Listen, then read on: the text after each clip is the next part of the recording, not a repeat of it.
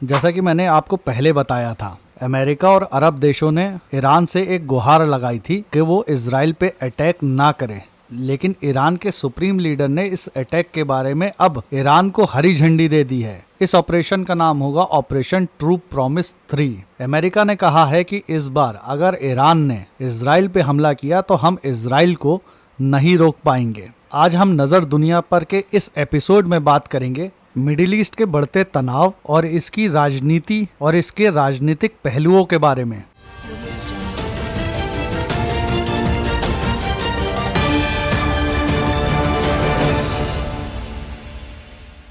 Times of Israel की इस report के अनुसार इजराइल को 394 दिन हो चुके हैं गजा में लड़ते हुए, लेकिन जब से इजराइल ने लेबनान का फ्रंट खोला है तब से इजराइल के लिए मुश्किलें बढ़ सी गई हैं। अब इजराइल ने अमेरिका और अरब देशों से गुहार लगाई है वो ईरान से रिक्वेस्ट करें ताकि हिजबुल्लाह और इजराइल की जंग बंद हो सके, लेकिन ईरान अभी कोई ऐसा इरादा नहीं रखता कि ये जंग बंद हो, बल्कि ईरान इस जंग को और भी ज्यादा बढ़ाना चाहता है। ईरान ने अमेरिका और इजराइल से कहा है अब ये जंग तभी बंद होगी जब इजराइल का खात्मा होगा।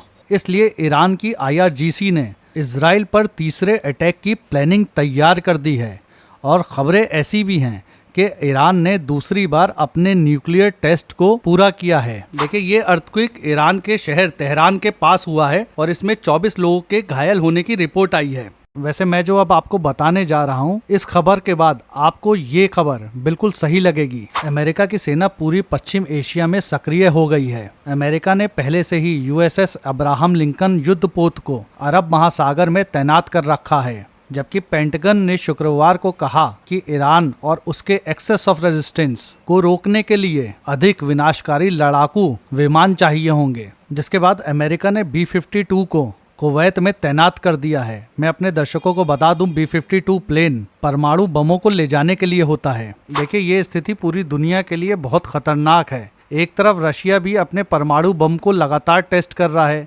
दूसरे नॉर्थ कोरिया ने कल अपने परमाणु बमों का फिर से टेस्ट किया है। अब मिडिल ईस्ट में भी परमाणु बम और परमाणु प्लेन आ चुके हैं। आपको क्या लगता है, क्या दुनिया जल्दी परमाणु युद्ध देखेगी? आप अपनी कीमती राय मुझे कमेंट बॉक्स में दे सकते हैं। देखिए, टाइम्स ऑफ इजराइल की एक और बहुत ही इंपॉर्टेंट न्यूज़ है, जिसमें टाइम्स ऑफ इजराइल ने बताया है रशिया और ईरान के बीच एक बहुत ही इंपॉर्टेंट ट्रीटी साइन होने वाली है। जिसमें देखिए, रशिया ने कह रखा है ये ट्रीटी हम ईरान के साथ डिफेंस कॉरपोरेशन के लिए साइन कर रहे हैं। देखिए, आप इसको आसान भाषा में ऐसे समझ सकते हैं, जिस लेवल की कॉरपोरेशन ट्रीटी इस समय रशिया नॉर्थ कोरिया के साथ कर रहा है, जैसे नॉर्थ कोरिया ने रशिया में यूक्रेन से लड़ने के लिए अपने 12,000 सैनिक भेजे, बिल्कुल वैसे ही रशिया और ईरान के बीच में भी अब ये डिफेंस ट्रीटी साइन हुई है। इस ट्रीटी के तहत ईरान और रशिया अपनी आर्मी एक दूसरे के साथ शेयर कर सकते हैं।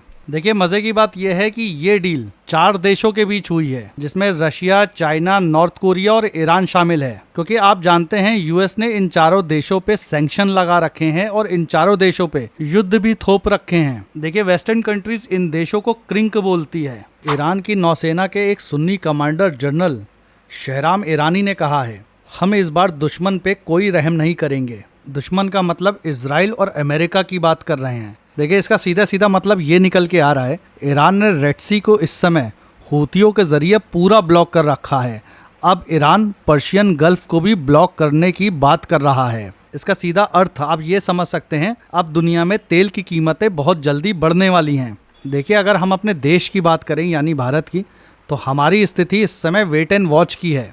वैसे मैं अपने दर्शकों को बता दूं, इंडिया इन देशों के साथ किसी भी साझेदारी को तैयार नहीं है, ना इन देशों के साथ और ना वेस्टर्न कंट्रीज के साथ। जबकि वेस्टर्न कंट्री ने इंडिया पे बहुत प्रेशर बनाने की कोशिश की है अभी, जिसमें अमेरिका ने इंडिया की 19 कंपनियों को हाल ही में बैन कर दिया और ताज़ा विवाद कनाडा और इंडिया का भी है। इन सब विषय पे मैंने ऑलरेडी वीडियोस बना दिए हैं। लास्ट स्क्रीन पे आपके सामने वो वीडियो हैं, आप चाहें तो इन वीडियो को देख सकते हैं।